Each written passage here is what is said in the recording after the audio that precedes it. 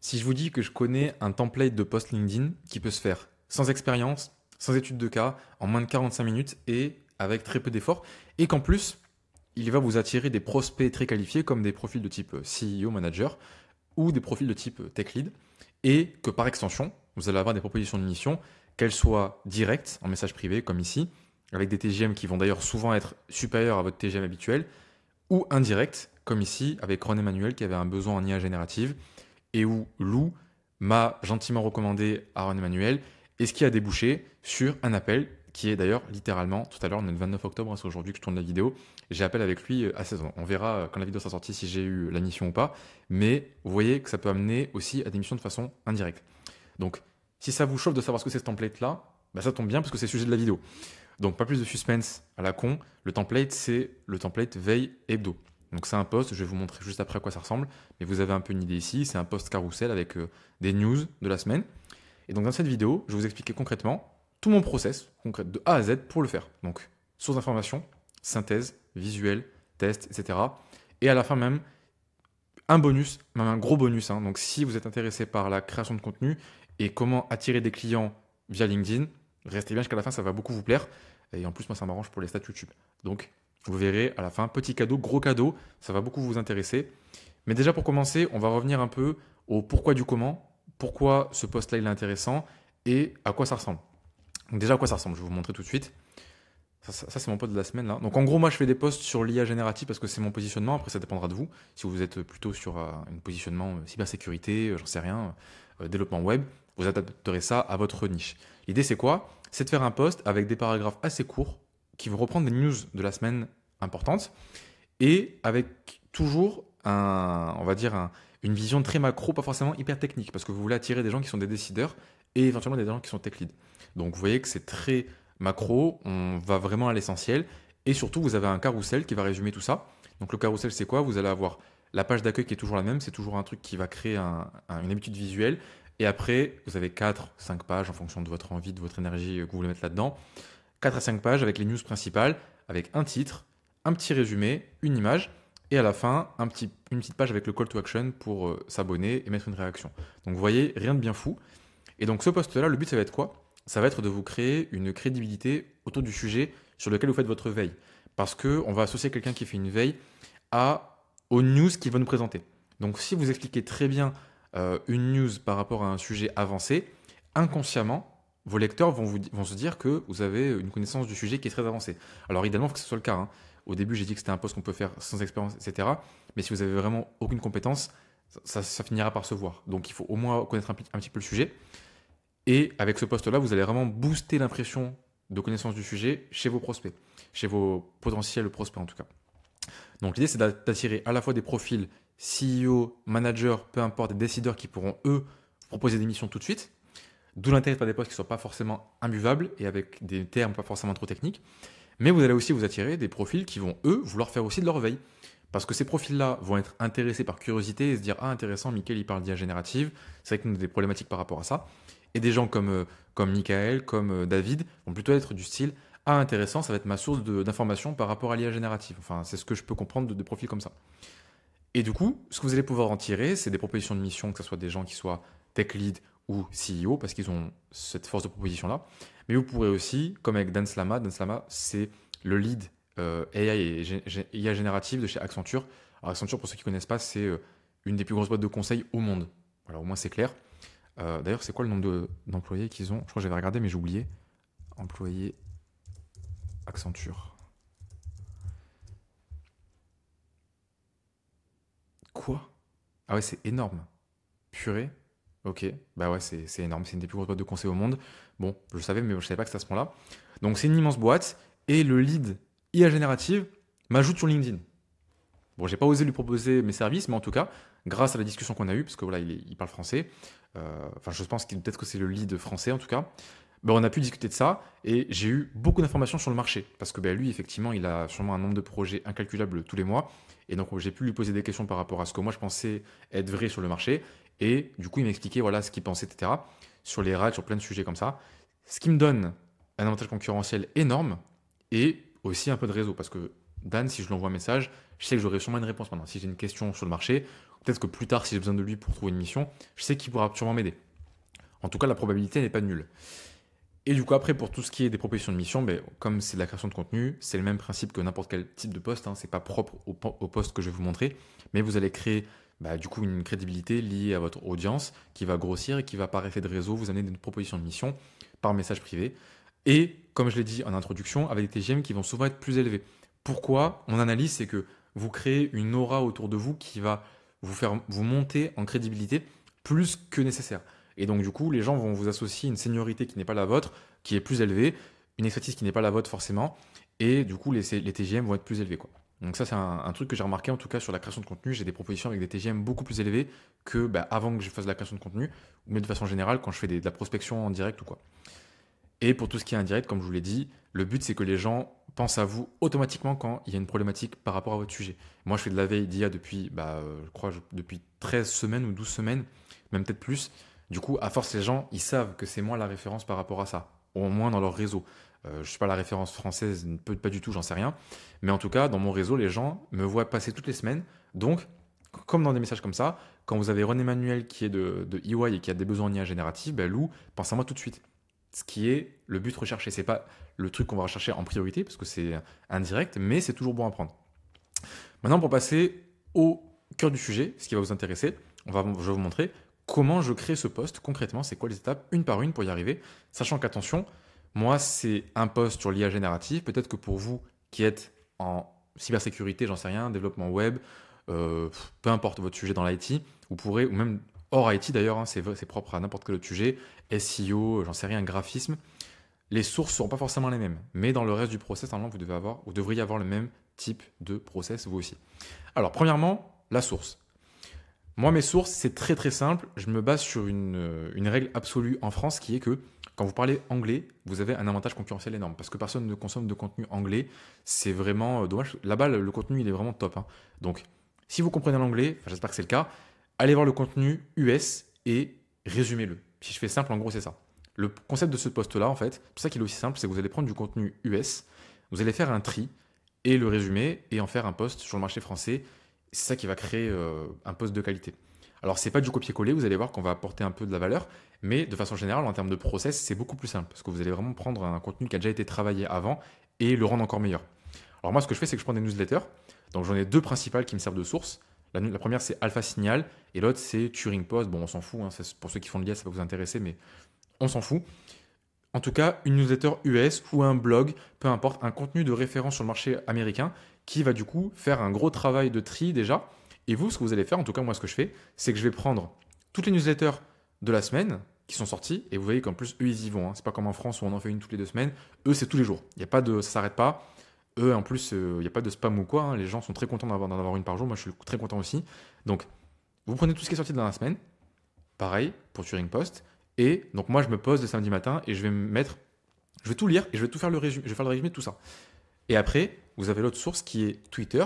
Pareil pour l'IA, c'est très pertinent parce qu'il y a beaucoup de chercheurs qui sont sur Twitter et très actifs. Donc moi, j'ai une liste Twitter où je vais en gros mettre des gens que j'ai sélectionnés précisément parce qu'ils font du très bon contenu. Et après, je vais avoir un fil Twitter purement avec ces gens-là. Donc ça, je vous conseille aussi, si vous avez des sujets où les gens sont actifs sur Twitter, repérez les comptes qui ont le plus de valeur et mettez-les dans une liste. Comme ça, vous allez pouvoir faire le tri et avoir justement que ce qui vous intéresse. Et ça, moi, du coup, je le fais au fil de la semaine. Je vais regarder constamment ce qui se passe. Enfin, ça, c'est mon quotidien, quoi. Ça, je vais pas forcément le faire chaque semaine. C'est vraiment mon quotidien. Donc, je vais lire ce qui se passe. Et avec ça, je vais avoir largement de quoi faire un post de 3000 caractères sur LinkedIn pour résumer ce qui s'est fait dans la semaine, quoi. Donc là, vraiment, j'ai de quoi faire. Donc, en gros, l'idée, c'est quoi? Prenez du contenu US, du contenu de qualité. Ça, c'est des très grosses newsletters. Ils ont beaucoup d'abonnés. Hein. C'est pas du tout un truc que j'ai chiné pour trouver. C'est des très grosses newsletters. Moi, je vais juste les lire, comprendre ce qui est intéressant et en faire un post attrayant pour les profils de type manager, CEO ou tech lead. Ok, parce que c'est quand même des gros contenus. Il y a beaucoup de choses. Il faut savoir faire le tri. Et c'est ce qu'on va voir juste après. Donc vous, si vous êtes dans d'autres niches, trouvez des newsletters sur le marché américain ou des posts, des blogs, j'en sais rien, des vidéos YouTube, des bonnes chaînes YouTube qui font des résumés d'actualité. Et vous allez vous prendre ce qui s'est passé sur la semaine et en faire un récap. Moi, c'est comme ça que je fonctionne. Pour ce qui est de la partie synthèse, c'est là que vous allez apporter le plus de valeur. Il y a deux choses. Premièrement, moi je suis sur Notion. Je vais déjà m'organiser pour avoir des templates de posts et pas perdre de temps à chaque fois. Donc en gros, moi, ce que je fais, c'est que je crée une base Notion. Donc là, il y a tous mes posts LinkedIn, hein. Il n'y a pas que les posts de veille, mais je crée une base Notion et je crée un template. Ce template, il est très simple. Il y a juste deux colonnes. Je vais avoir la colonne de gauche qui me servira à trier les news. C'est là où je vais rentrer en gros tout ce que j'ai repéré sur la semaine avec mes tweets et les newsletters. Je mets ça dans la colonne de gauche, que je vais trier ensuite entre les top news et les news en vrac, qui ne sont pas forcément importantes pour un public que moi je veux cibler. Et à droite, vous allez avoir le post concret que vous allez poster sur LinkedIn. Et donc là, vous allez devoir lire les news, comme je l'ai dit, et rédiger. Alors, sur le process de lecture et de synthétisation, ou de synthèse, qu'est-ce que je raconte? J'ai des mots en live. Attention déjà à ne pas être trop technique. Ça, c'est hyper important. Vous allez être tenté, là vous voyez là à gauche, si je lis les titres des news, c'est imbitable. Si vous n'êtes pas dans l'IA, ça vous paraîtra sûrement imbitable. Un bit LLM, je sais pas quoi, LLM on, je sais pas quoi, quantization, il y a des trucs on ne comprend pas ce qui se passe. On ne comprend pas. Single vector space, ça je mets ça, j'ai aucune demande d'amis sur LinkedIn. J'ai même des gens qui vont se désabonner, je pense. Donc vous, ce que vous devez faire, c'est faire tampon. C'est prendre ces news-là, et c'est là que vous allez mettre un peu de jus de cerveau. Vous allez du coup transformer ça en contenu qui a un intérêt pour le business et qui va montrer l'intérêt que ça pourrait avoir d'appliquer ces news-là à son quotidien ou en quoi c'est important. Donc en gros, vous allez lire ces articles-là. Moi, ce que je fais, c'est, comme je vous l'ai dit, je me pose, je prends toutes les newsletters, les lire, et je vais essayer de voir qu'est-ce qui a vraiment un intérêt par rapport à mon public cible. Moi, je veux trouver des missions en freelance, je ne veux pas me la péter et dire que je m'y connais en IA pour rien. Je veux vraiment juste montrer qu'est-ce qui peut intéresser les gens et les aider au quotidien. Donc je vais vraiment prendre des choses qui sont intéressantes et l'expliquer avec des mots naturels. Ok ? Et là, du coup, je vais pré-shot un truc, c'est que ça, je ne le rédige pas avec l'IA. Même si c'est mon sujet, on pourrait se dire, ah, il doit y avoir des process de fou pour rédiger en IA. Non. Même si je mettais beaucoup d'efforts là-dedans, c'est encore très compliqué de faire des posts naturels en IA. Et surtout là, c'est là que ça va être grillé parce que moi, ces posts-là, moi, je les vois tout de suite quand c'est rédigé par l'IA. Le but, c'est justement que vous puissiez créer du lien en apportant votre touche personnelle. Et ça, vous ne pourrez pas le faire avec ChatGPT. Même si vous êtes très très bon, à part si vous avez un process de malade pour votre modèle d'IA, vous n'arriverez pas à avoir un résultat comme ce que moi j'ai en tout cas, en passant du temps à mettre ma patte. Donc vous, deux choses, soyez pas trop technique et mettez votre patte. Ok ? Ensuite, vous pouvez quand même vous aider de ChatGPT. Je ne vais pas abuser. C'est un outil qui est ultra puissant, ça ne sert à rien de ne pas l'utiliser. Par exemple, là vous avez un exemple de cette semaine-là où j'ai étudié la sortie d'IBM. Et IBM, ils ont une particularité, c'est qu'ils sont extrêmement corporate, ce qui fait que leur contenu est extrêmement chiant.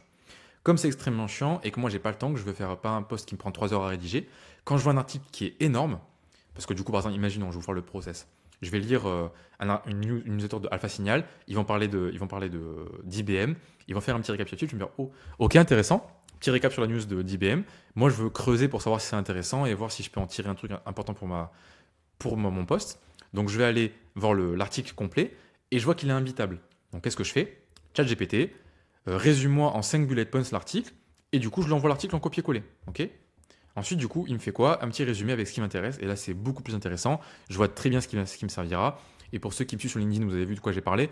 J'ai parlé du Guardian. Ça, je m'en fous, c'est trop avancé. Ça, j'en ai parlé un petit peu. Ça, j'en ai parlé parce que c'est intéressant. Et voilà. Donc, du coup, vous voyez que ça me permet d'aller très rapidement à l'essentiel.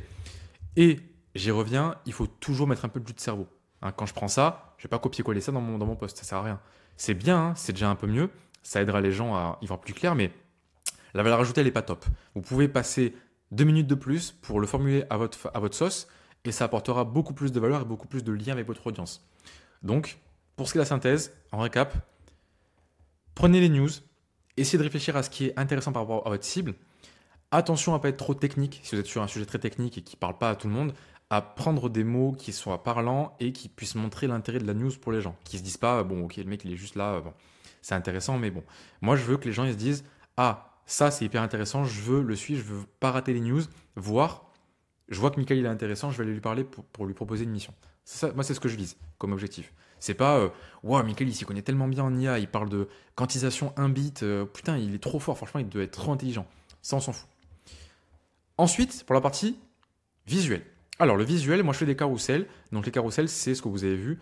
C'est des PDF, en gros, qui sont rendus comme ça, avec des petits boutons. C'est très bien pour le reach, parce que les gens vont pouvoir interagir dessus rapidement sur téléphone, ils vont pouvoir scroller. Et c'est un format de téléphone, donc ça rentre très bien. Et ça met aussi l'eau à la bouche. Vous voyez que là, en gros, ce que je fais, c'est que je mets des résumés des news. Donc, des résumés de résumés. J'ai déjà fait un résumé. Oula, qu'est-ce que je fais là? J'ai déjà fait un résumé dans le corps du post. Vous voyez que c'est déjà très, très synthétique. Mais je vais encore plus faire un résumé pour donner l'eau à la bouche, parce que les gens vont d'abord lire ça et après lire le post, en général. En tout cas, moi, c'est comme ça que je le fais, donc j'imagine que les gens font comme ça. Peut-être que c'est un immense biais que j'ai, mais a priori, c'est comme ça quand tu as une image, une vidéo, on regarde d'abord la vidéo qui attire l'œil et après, on va lire le texte. Donc ça, c'est votre hook. Vous voulez attirer les gens, déjà avec un visuel qui est reconnaissable et que vous faites toujours pareil, et ensuite, en ayant des titres qui donnent vraiment envie. Là, je dis Claude prend envie. Là, on se dit, qu'est-ce qu'il raconte? Claude prend envie. Alors, ceux qui sont dans l'IA vont savoir ce que c'est Claude. Ceux qui ne sont pas dans l'IA, ça ne m'intéresse pas, donc ils ne vont pas voir, ils ne vont pas comprendre. Mais ceux qui sont dans l'IA vont se dire quoi? Claude prend envie, intéressant. Et là, je fais un petit résumé. Voilà, il prend le contrôle de votre PC. Donc, des petits résumés comme ça qui donnent un peu l'eau à la bouche, un peu en mode journaliste sensationnel. Voilà, ça, c'est un peu la partie copywriting. Vous allez un peu abuser des fois, mais bon, c'est pour la bonne cause, c'est pour que les gens lisent vos posts. Et après, dans les posts, vous allez vraiment expliquer concrètement. Vous voyez que dans le post, du coup, j'explique concrètement ce que c'est. Je ne vais pas dire des mythos juste pour attirer les gens, etc. Là, j'explique ce que c'est concrètement. Et toujours, je mets un lien pour que les gens puissent aller creuser. Donc, d'un point de vue du format, c'est ça le carrousel. Alors, comment je fais les carousels? Vous voyez ici, là, à quoi ça ressemble sur mon Figma. En fait, je vais sur Figma et je crée des frames qui vont être rendus ensuite en PDF. Donc, en gros, mon process ressemble à quoi? Mais chaque semaine, je vais prendre sur la semaine précédente, comme ça, je vais faire CTRL-C, CTRL-V, et hop, j'ai mon nouveau carrousel.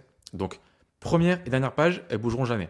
Moi, ce que je fais juste, c'est que je vais aller modifier le titre, modifier le récap, et l'image, je vais en prendre une et la modifier tout simplement. Il n'y a pas de truc particulier, tout le reste est déjà fait, j'ai pas besoin de me faire chier. Donc vous, si vous partez de zéro, c'est bien d'avoir un template pour commencer, donc prenez un peu de temps et faites un template, et ensuite, vous avez tout qui va être fait, ça sera très bien, quoi. Et si vous n'avez vraiment pas le temps, vous pouvez passer par Canva ou par le SaaS de mon ami Kerian, donc Lumeo, qui vous aidera à faire des carousels extrêmement facilement. D'ailleurs, vous avez un essai gratuit, donc vous pouvez faire vos carousels comme ça aussi avec des outils déjà faits. Mais si vous avez un peu un template Figma de côté, c'est bien aussi de le faire à votre sauce, quoi. Donc voilà à quoi ça ressemble, très simplement. Et ensuite, ce que je fais, je prends ça et je fais export, hop, les layers en PDF. Et après, je vais coller les PDF entre eux. Ça va me faire un méga PDF de 6 pages. 6 pages. Ensuite, une fois qu'on a ça c'est la partie plutôt facile, plutôt fun. Ensuite, il faut tester. Alors ça, c'est un peu le bonus, il y en a qui oublient de faire ça. Mais votre post, n'oubliez pas, c'est LinkedIn. Il faut que vous optimisiez votre hook. Il faut que les gens voient ce que vous voulez qu'ils voient en priorité. Là, d'ailleurs, vous voyez, par exemple, ce hook-là, il est raté parce qu'il y a une ligne qui dépasse.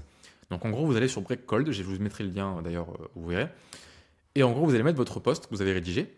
Et, donc je vais me bouger un peu là, hop, ça se pense comme ça. Et vous allez pouvoir avoir le rendu sur LinkedIn, que ce soit sur PC, sur tablette, sur téléphone. Et comme ça, vous allez voir ce qui apparaît avant le voir plus. Et c'est hyper important parce que vous, votre hook, doit vraiment donner envie aux gens de lire. Ok? Donc il y aura aussi le cas, là il n'est pas parce que je ne l'ai pas mis, mais normalement il y a aussi le carrousel en dessous qui va attirer l'œil, donc ça sera un immense bonus. Mais pensez aussi au hook. Donc faites le test. Et moi par exemple là je vois qu'il y a une ligne en trop. Donc, je vais faire un saut de ligne en plus pour qu'il y ait uniquement ce que je veux dans le hook et que les gens soient curieux de voir la suite. Ok? Donc, faites ça et après, vous avez un post qui est clean, vous savez à quoi il va ressembler. Et pour finir, très simplement, vous allez le programmer. Donc là, je ne vais pas vous apprendre la vie, c'est un truc ultra simple. Vous allez sur LinkedIn, hop, on va y aller si vous voulez, on fait un post. Vous avez un petit bouton ici, programmer pour plus tard, et vous allez mettre quand est-ce que vous voulez programmer, suivant vous programmez. Voilà, rien de plus simple. Et ensuite, vous avez un post prêt à être programmé et vous pouvez faire ça toutes les semaines sans interruption. Là, vous voyez, moi, ça fait je ne sais pas combien de temps que je le fais, je ne sais pas compter, mais voilà, ça fait quand même pas mal de semaines.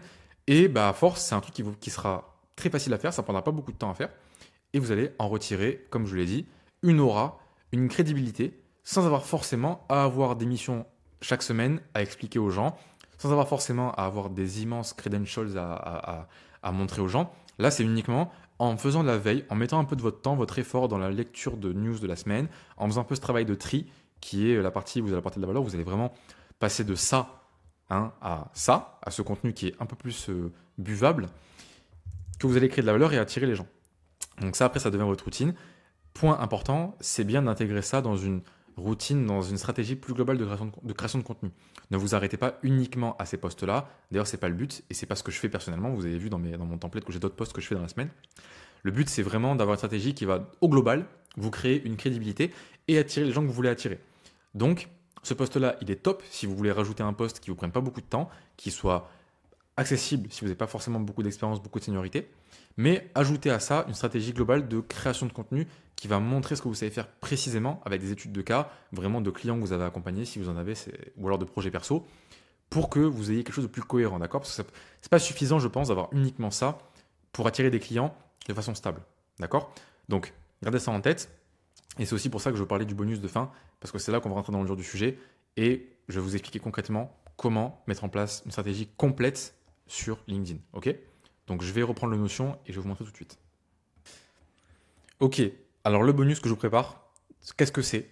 Tout simplement, c'est le guide complet de création de contenu sur LinkedIn. Voilà, rien que ça. C'est littéralement tout ce que je sais sur LinkedIn. Il y a vraiment tout. Il y a à la fois les règles d'or, il y a tout ce qu'il y a à suivre. Vous savez quoi, on va aller dessus, parce que je l'ai ouvert, pas ouvert pour rien, quoi. Il est ici. Vous avez un Notion que je partagerai. Il sera en description. Vous allez avoir un lien pour y avoir accès. Vous allez le recevoir par mail. Il y a tout ce qu'il y a à savoir. À la fois, je vais vous expliquer les règles d'or à suivre. Je vais vous expliquer qu'est-ce qu'un contenu de qualité, les erreurs à ne pas faire, la roadmap, en commençant le premier jour jusqu'à un an de création de contenu. Ensuite, votre profil, comment le créer, comment l'optimiser, avec à chaque fois des exemples partout. Je vous expliquer tout ce qu'il y a à savoir. Vraiment, il y a tout. J'ai vraiment tout mis là. Il y a pas de, je me suis pas retenu. Il y a tout. Et même ce qui va, je pense, beaucoup vous plaire, les templates.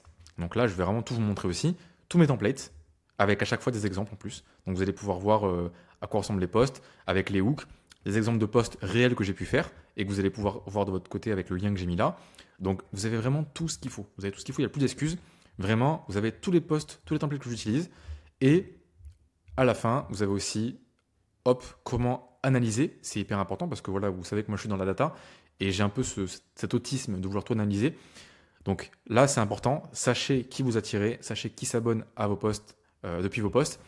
Et en bonus, je vous mets aussi des astuces en vrac pour avoir des visuels quand vous n'avez pas d'idée, pour réutiliser votre contenu et pas avoir à en créer à chaque fois des nouveaux.